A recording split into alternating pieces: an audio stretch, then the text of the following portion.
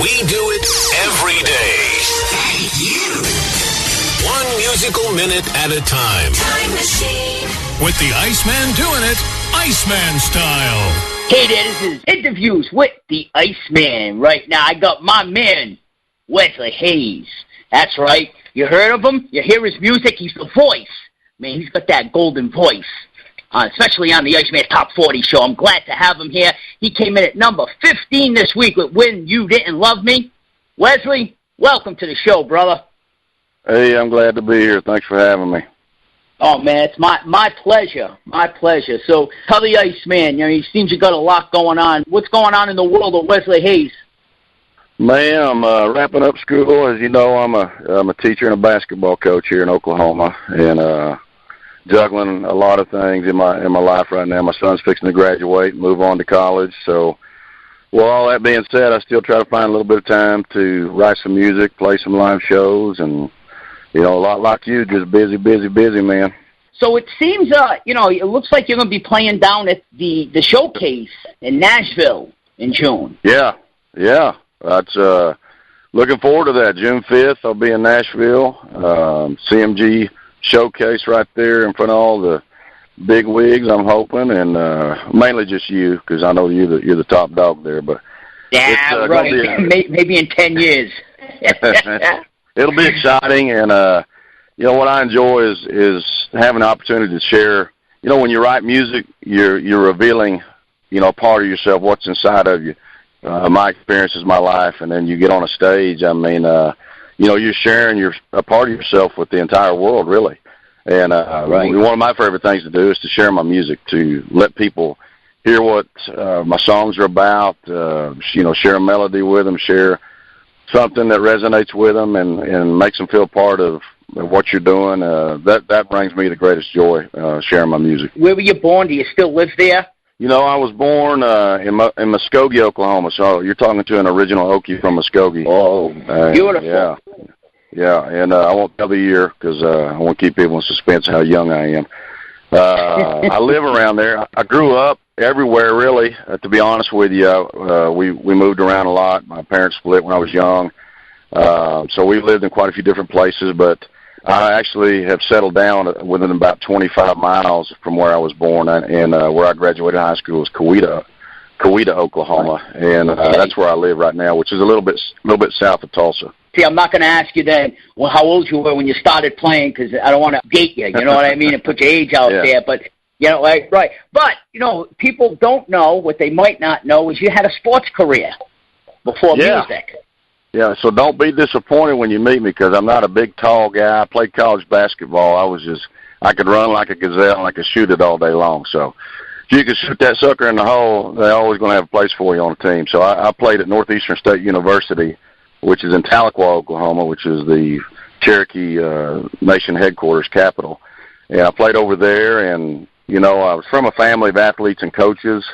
So it wasn't, are you going to play? You were expected to play.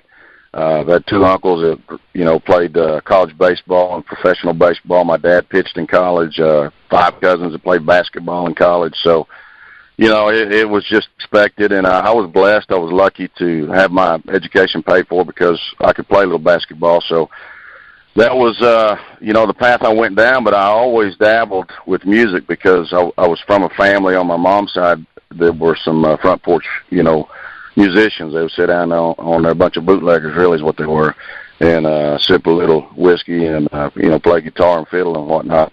So music was always in my bones. I played my first live event, believe it or not, when I was about 11 years old on a drum set in front of the entire gym at Coweta, Oklahoma. I played Wipeout.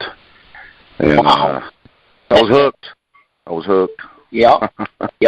Well, I tell you what, right now, Iceman going to play a song, and this is one of your upbeat songs. Man, this is one of the first songs I ever played of you. Right now, Iceman going to play Little Hounds of Hell. This is Wesley Hayes.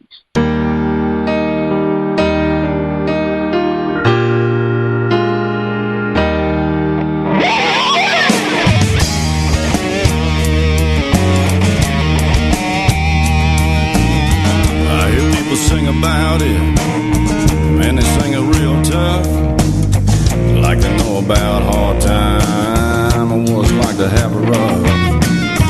unless you lived in squalor, unless you ever prayed for death. I say you can't write about it unless it's what you live. 'Cause I've been chained to the darkness, and I've been lost in the flesh. I have climbed the walls, laid awake at night, from them hounds baying in my head. They have chased me through the badlands, nipping at my heels to the gates of hell. I can't run away, it's every night and day that I run from the hounds of hell.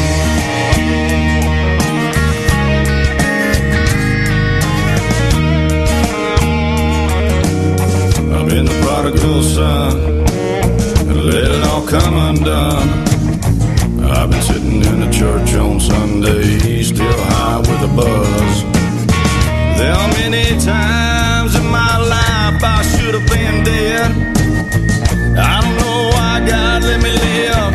I guess it was to sing about this. Have you been chained to the darkness? Have you been lost in the flesh? Have you climbed the walls of a prison cell, from them dogs howling in your head? Have they chased you through the badlands, nipping at your heels to the gates of hell?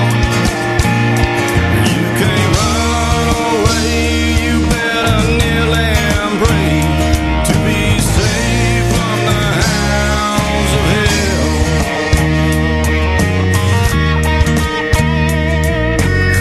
My uncle tell a story about an evil night when he saw Satan. Then he found Christ. He said, I was living on a high one night when I got behind the wheel, and I heard an evil laugh, and I smelled the bowels of hell.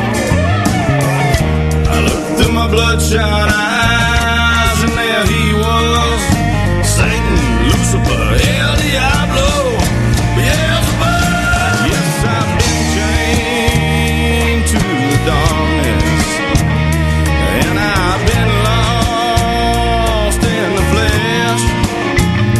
I have climbed the walls, laid awake at night, from them hounds baying in my head. They have chased me through the badlands, nipping at my heels to the gates of hell. I can't run away, it's every night and day that I run from the hounds of hell. Take us home, Lewis, tear it up.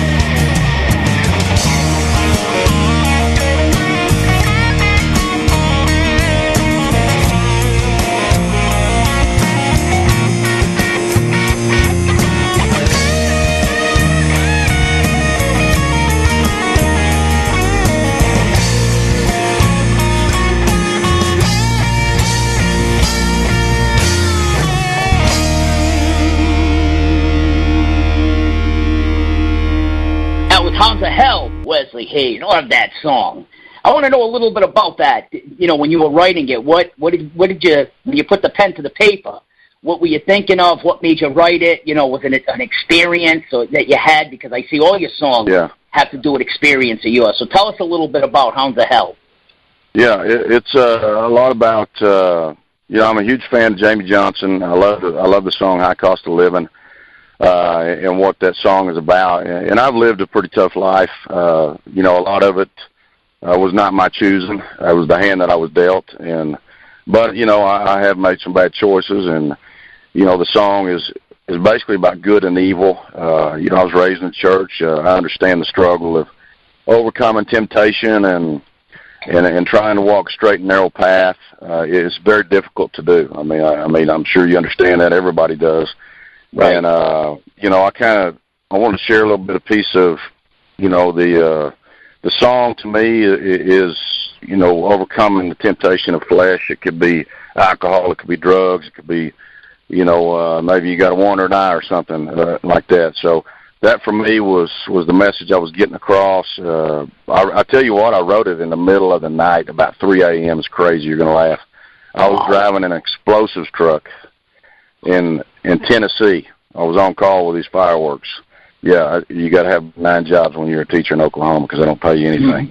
So I take this job. I'm driving. It's crazy. On call 24 hours. I'm just out of my mind. About 3 o'clock in the morning, and this melody was just, when you write, you just, if you could plug a chord into my head and into a soundboard, it'd be perfect.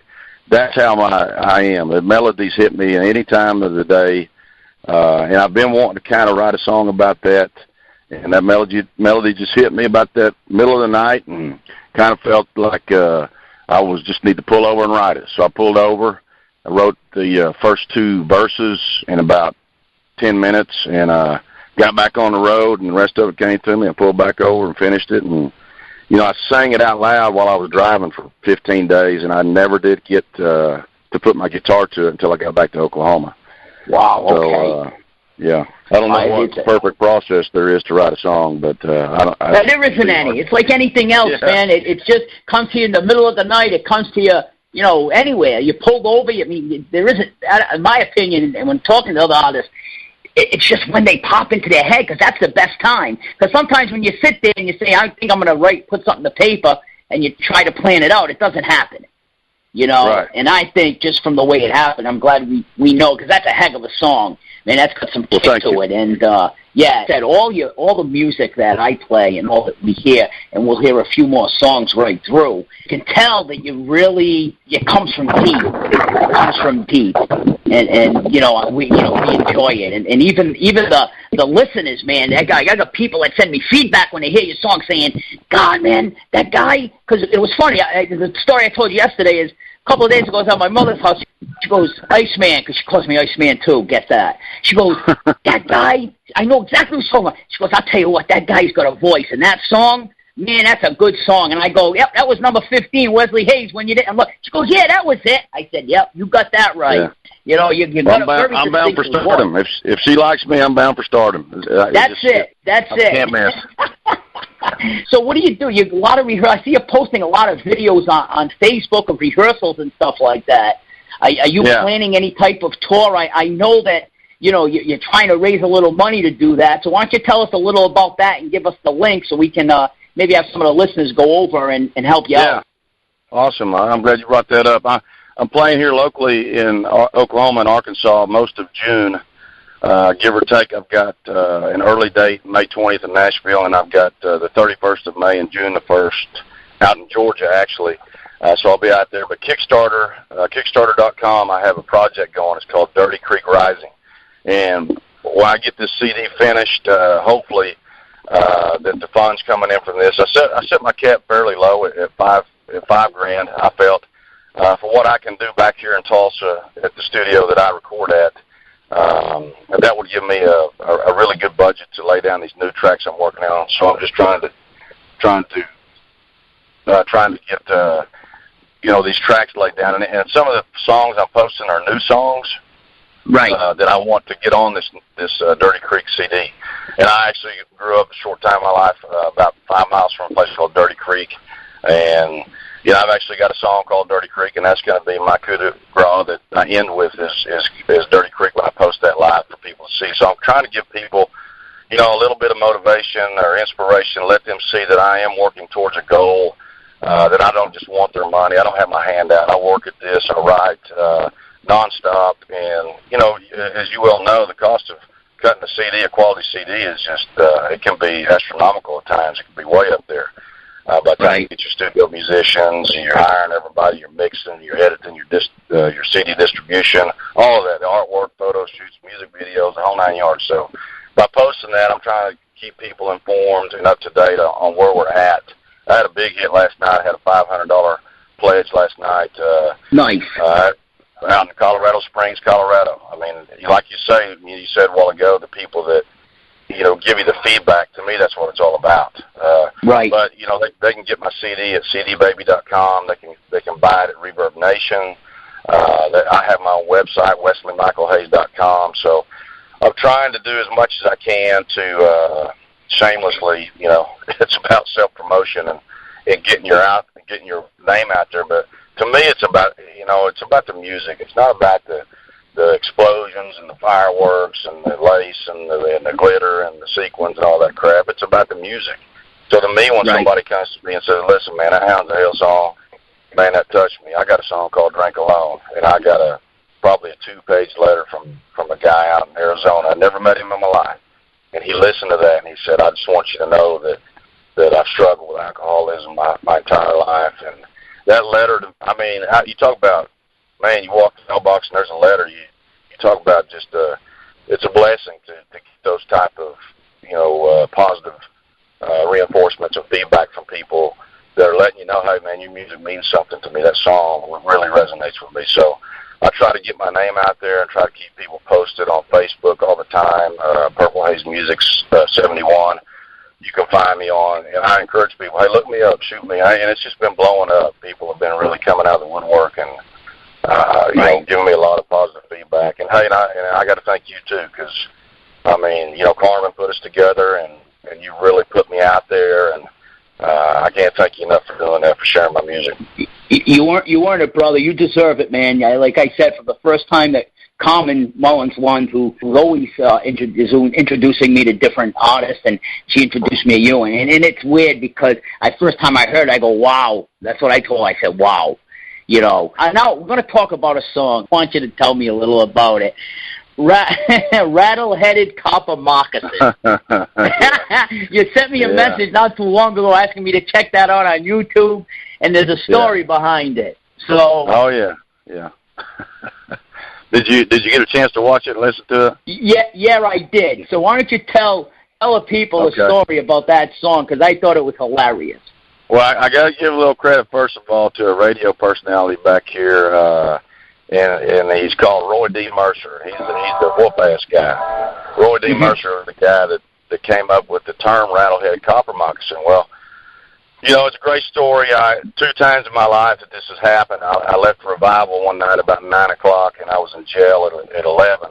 It's hard to beat that. Well, I did beat it, because I left Revival a different night about 9 o'clock, and by 10:30 I was in the midst of getting snake bit out on an establishment out on the Illinois River in Tahlequah, Oklahoma. You can't make this up. I had just sat down with my first drink, and luckily I had many drinks before, so kind of misleading the story that I had my first drink at that establishment. So by the time I got there, I was feeling good. I sit down, and man, I just felt this pain. It's like somebody injecting just something super hot into my leg, and I looked down, and there it was. It was wrapped around my ankle, and he was pulling out, and I kicked my foot and kicked it off of me. Unfortunately for me, the people I was with were just equally as inebriated, so they didn't believe me. I said, look, guys, I'm not making this up. I just got bit by a snake. And, of course, there's a line in the song where my friend said, yeah, whatever, here's my keys, good luck. So I go to the hospital, and so the story, the legend grew as time went on, that I could not identify the snake. And Roy D. Mercer, the radio personality, had a great story that he'd always used and called it a rattle-headed copper moccasin. Well, I had one puncture wound, and the other one was not deep. And so that's where, he had one cross-eye, or he was missing a fang. One puncture one was deep, and the other puncture one, I guess I kicked it off in time that it didn't get it all the way in me. And so from that time on, it was, what kind of snake? Oh, it was a rattle-headed copper moccasin. That's what kind of snake it was. Now, did you cut that song in the studio? I have not cut that song in the studio yet. That's why I posted that update to say, hey, look here, go to Kickstarter.com. If you want to see this song, come to life on a CD. Here's this song. Do you like it? Do you love it? And maybe people will say, oh, golly, I got to hear that on CD. Right. So that's my goal there. But, yeah, I hope to have that cut soon in the studio. Beautiful. Well, right now we're going to play another song, Wesley Hayes. This is 1968 with the Iceman.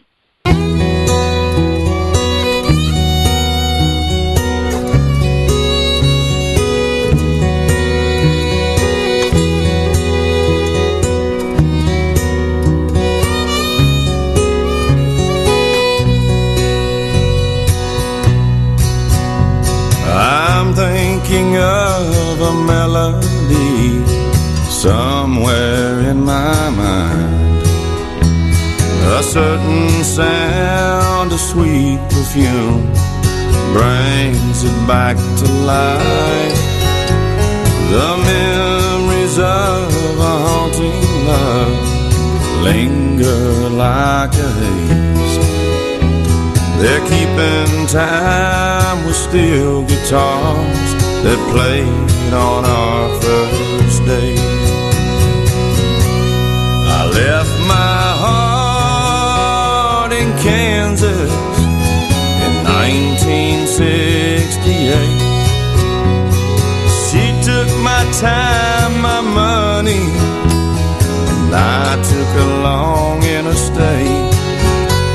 The songs that fill my heart with pain somehow wake me up each day, so I can spend eternity in 1968.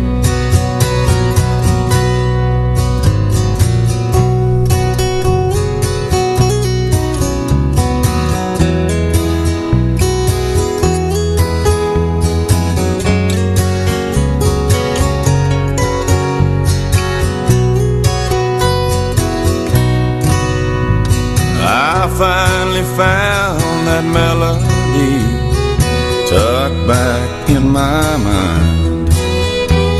I hear the lonesome cello cry to the words of Carolyn.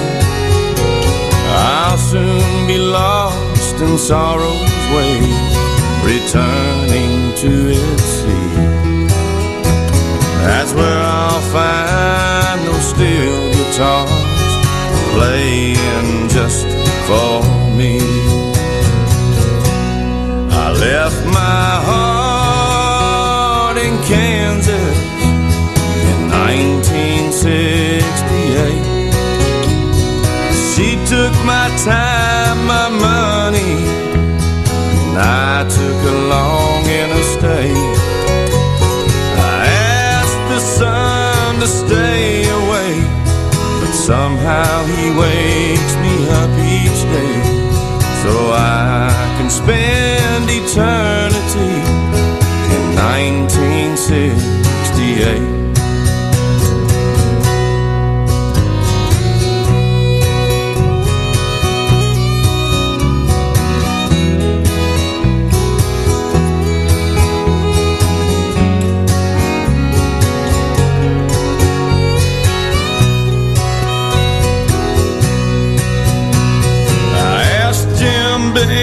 To stay away, but somehow he wakes me up each day, so I can spend eternity in 1968. So we can spend eternity in 1968.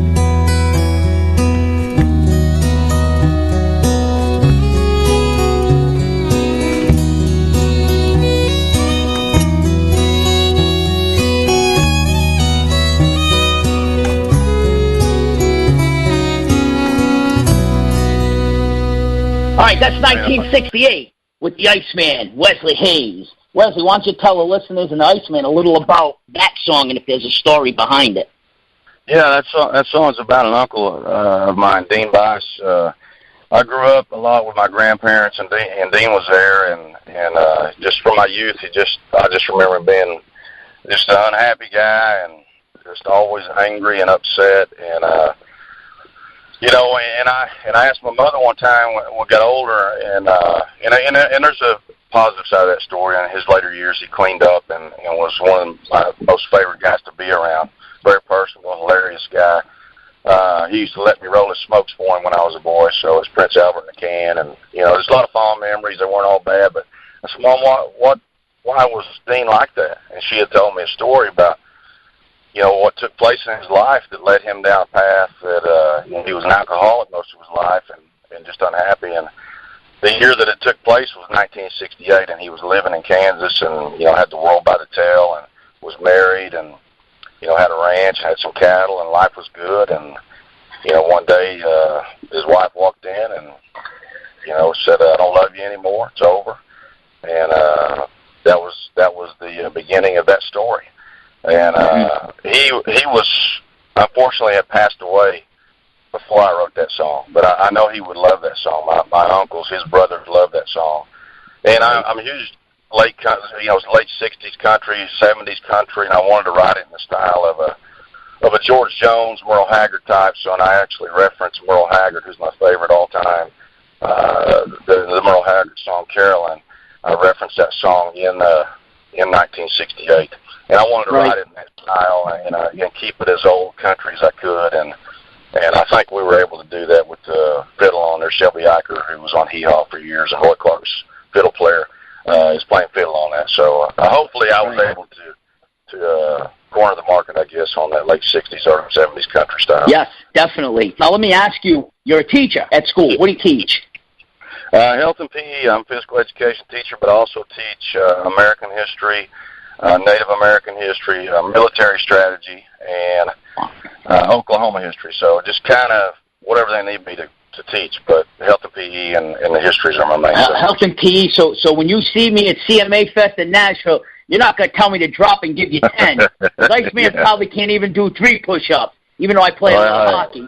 So you're going to take that easy on me, okay? I know none of that running stuff. Yeah, as long as you're sexy, I'll give you some slack on the push-up. Now, do your students do they know that you have a singing career? Yeah, they're pretty they're pretty involved in it. It's kind of neat because young people think people like you and I, we were born old.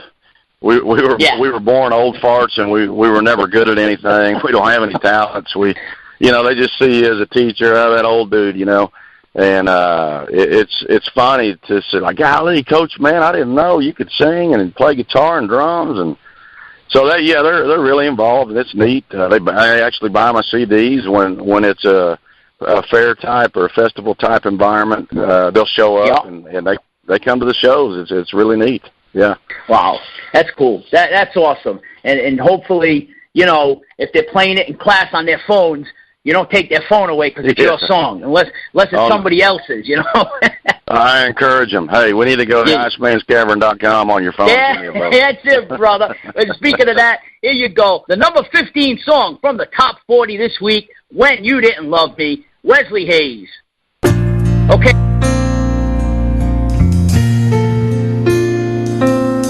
She walked into the room and turned the light on. Was a letter on the dresser and his clothes were gone. She sat down on the bed. She cried while she read, alone in her heart. So she got him on the phone. She said, baby, please come home. And he said, come home to what?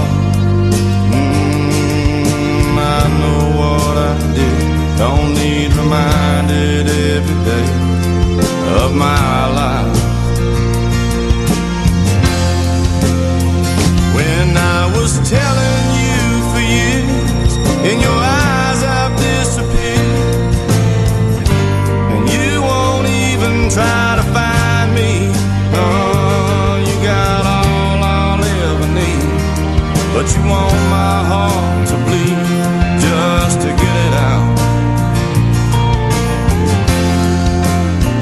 So should I fly away? I've got no reason to stay. Oh, if you don't love me, let me go. Don't punish me for what I've done when you didn't love me. Oh, if you don't love me, let me go. Don't punish me for what I've done when you didn't love me. So he walked back in the house and turned the light on. He said, I'm here, let's start the fight. Let's get the gloves on. Let me hear how bad I am. punish me with all your jabs at my heart. She said there's something you should know. Why it is that I can't show all my love and affection?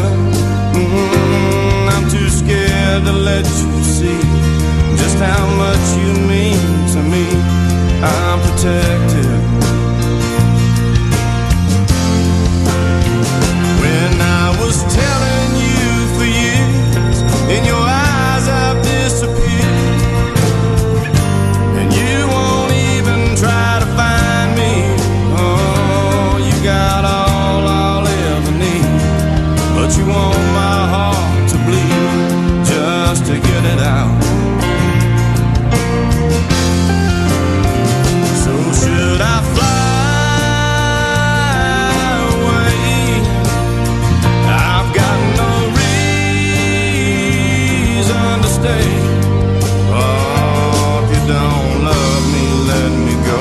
Don't punish me for what I've done when you didn't love me. Oh, if you don't love me, let me go. Don't punish me for what I've done when you didn't love me.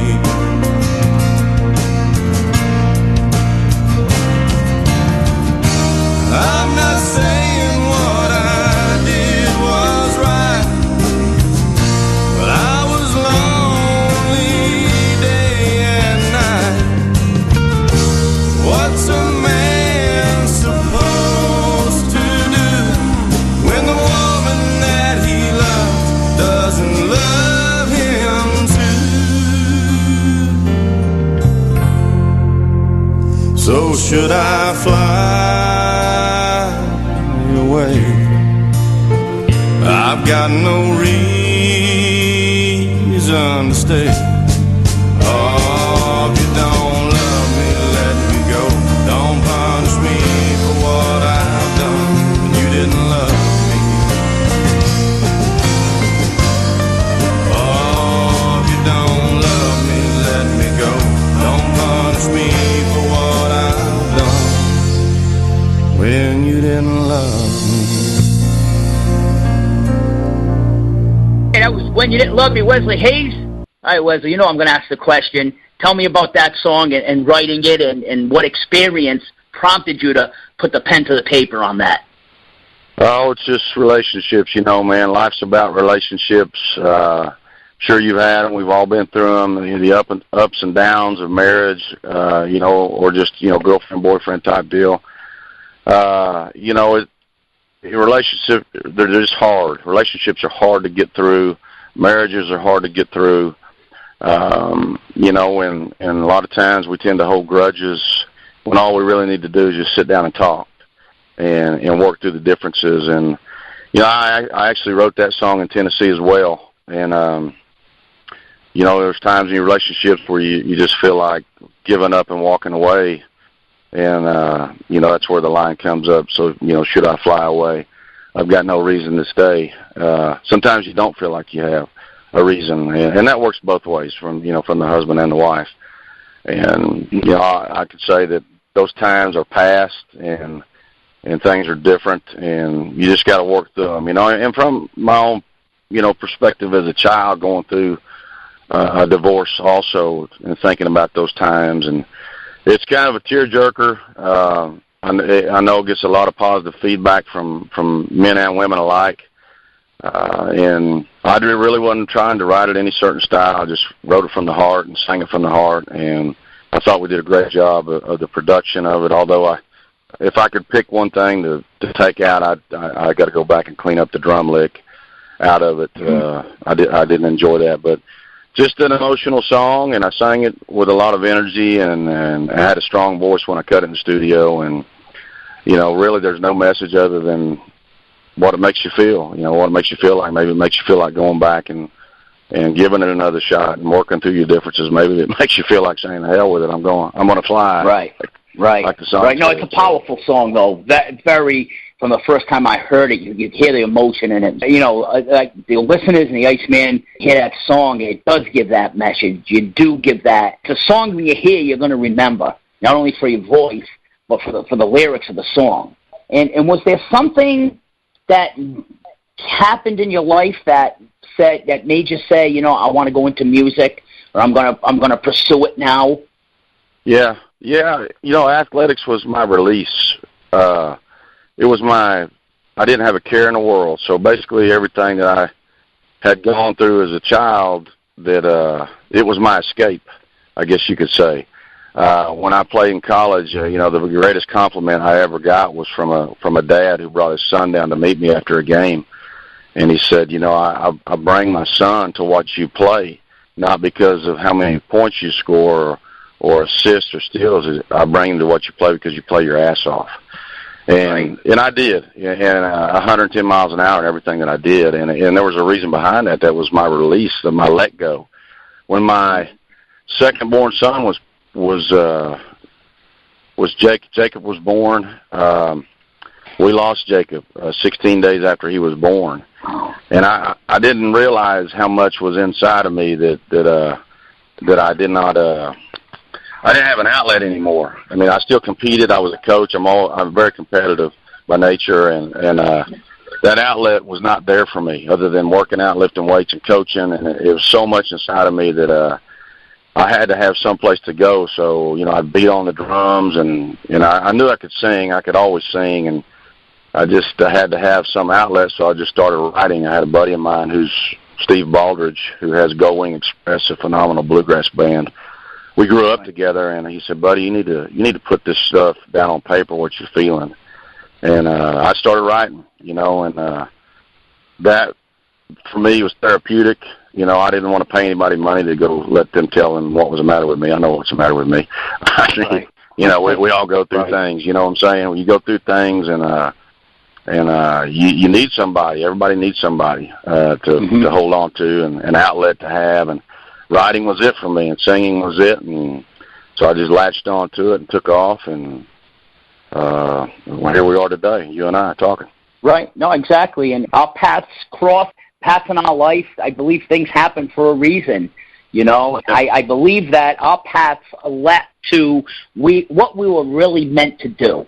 You know, you follow a path in life like yourself and your stories, and little did you know, going through all those experiences in your life, that it was going to lead you to a path in music, and now you're writing about those experiences and having people enjoy what you're doing, and to not sound sadistic, but enjoy your music of what you went through to write them. I got two more songs I want to play of yours.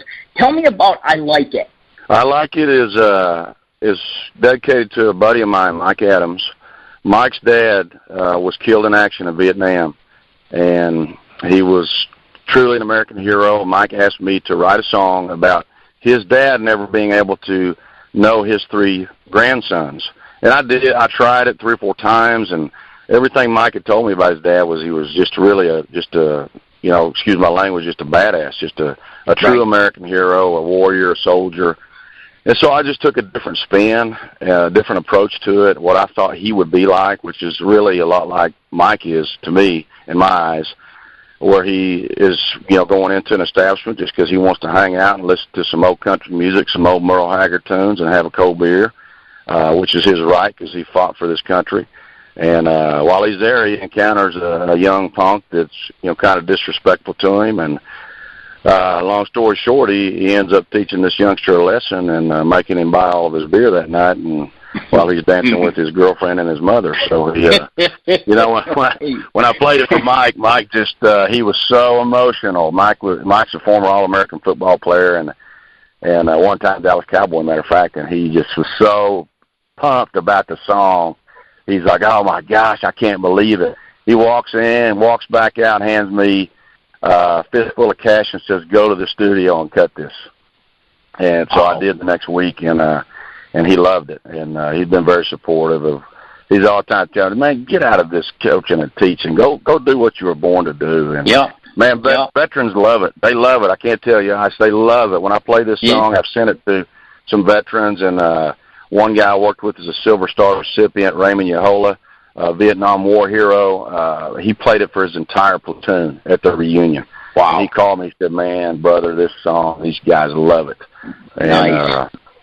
That's what it's all about to me. Well, we're going to play it right now. This is Wesley Hayes, and I Like It with the Iceman. All right.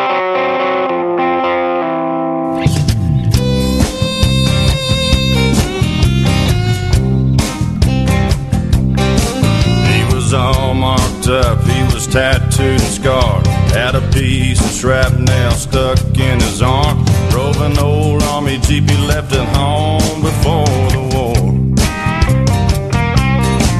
When that jukebox called him, he crossed the floor like a Tennessee stud in a raging storm. He slammed down his beer and he said, I wanna hear some Earl.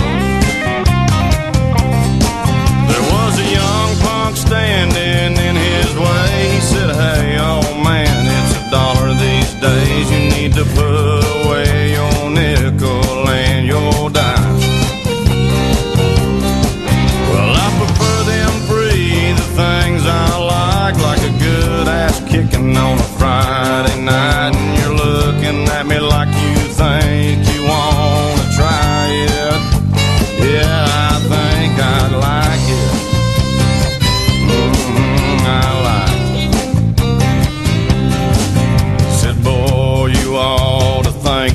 Through. I've killed better men than the likes of you. Gonna give you a lesson on the golden rule.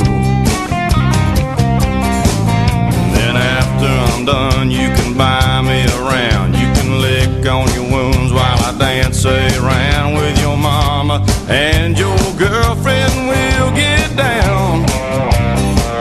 And the punk said, do you know who I am? I don't really give a damn. Before you were born, I fought 2 toes in them. Now you can buy us all just one song, or you can entertain us all night long. Either way, I think I heard you say that you were buying. You know I like it. I like it. Now go on and get that wallet, boy. You do carry one, don't you?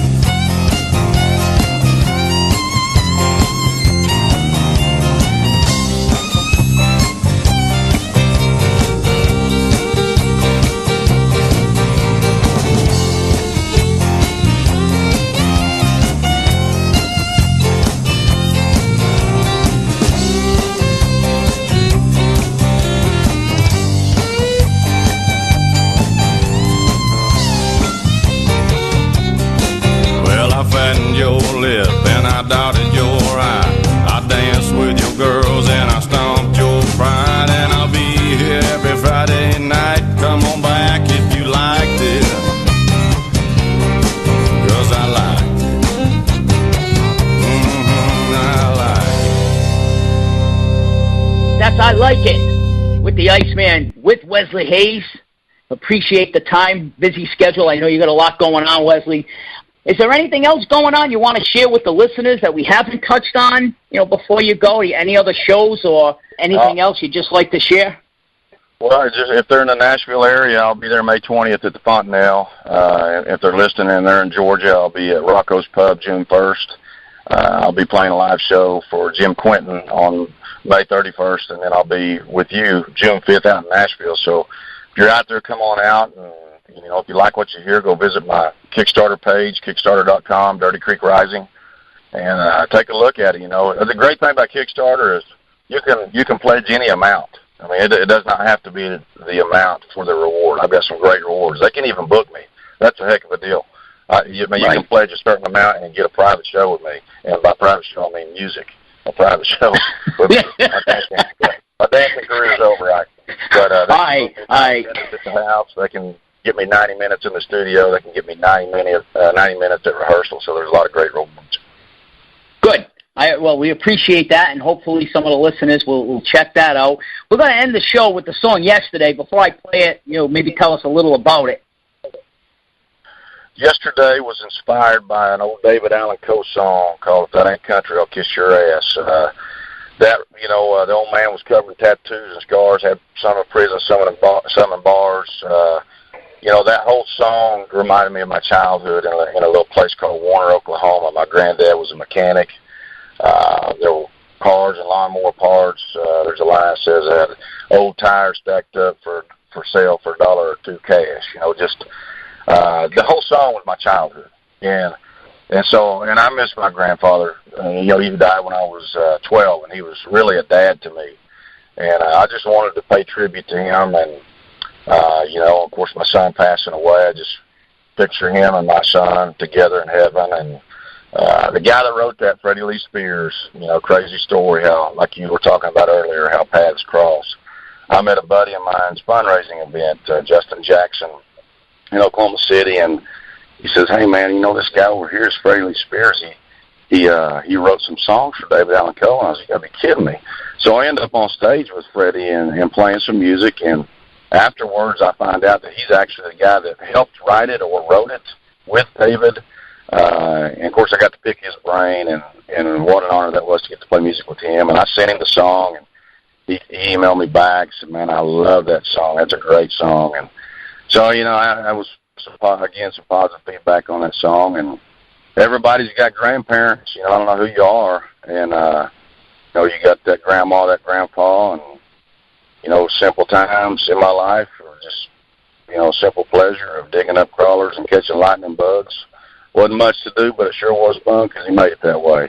Right. Time in my life, I appreciate your time, your busy schedule, brother, sharing it. I think you're going places, man. Just keep up the great work. We keep plugging on the show, and I look forward to seeing you in Nashville, man. Appreciate it, and you have a great day, brother. Thank you for your time. Man, you're a pro. I appreciate you having me. You're a pro. I love it. Thank you. Right now, here's Yesterday with Wesley Hayes.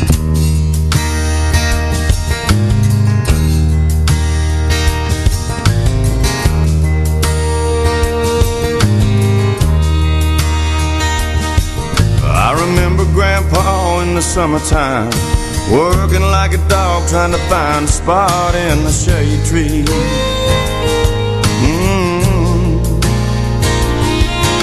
Working on cars and lawnmower parts, trying to make a living in that Oklahoma heat.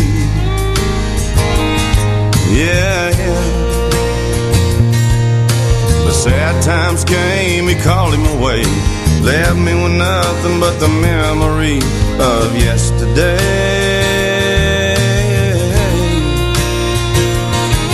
Wasn't much you did wrong in this boy's eyes, except chew a little bit and tell me some big old stories. Oh, how I miss him so. Hey, if I die today, I'd be back in yesterday, holding hands with him and walking to the lake to fish. And I long to see his face. In my heart's an empty place. Now I know he's up there playing with my baby Jake, and I miss yesterday.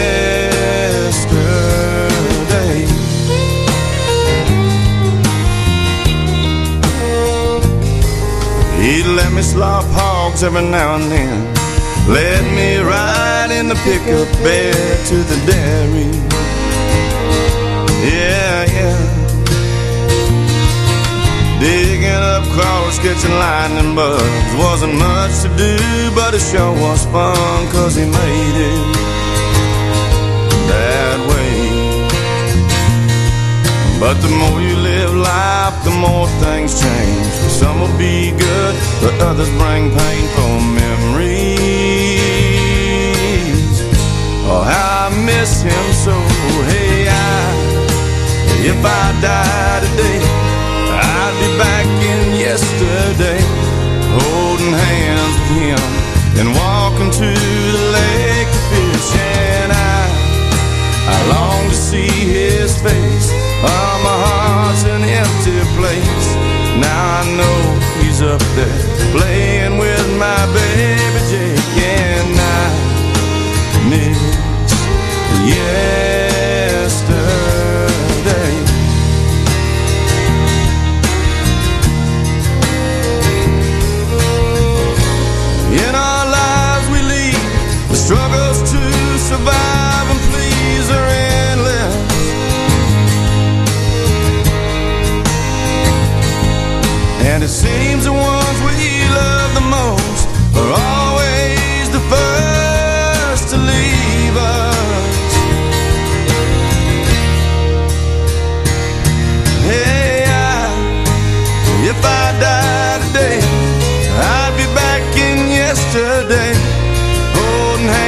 with him and walk into the lake of fish. And I long to see his face.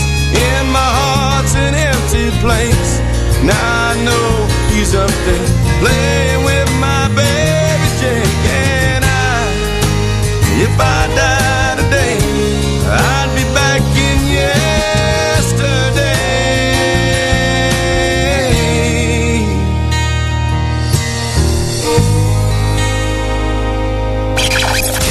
When you've got this much music,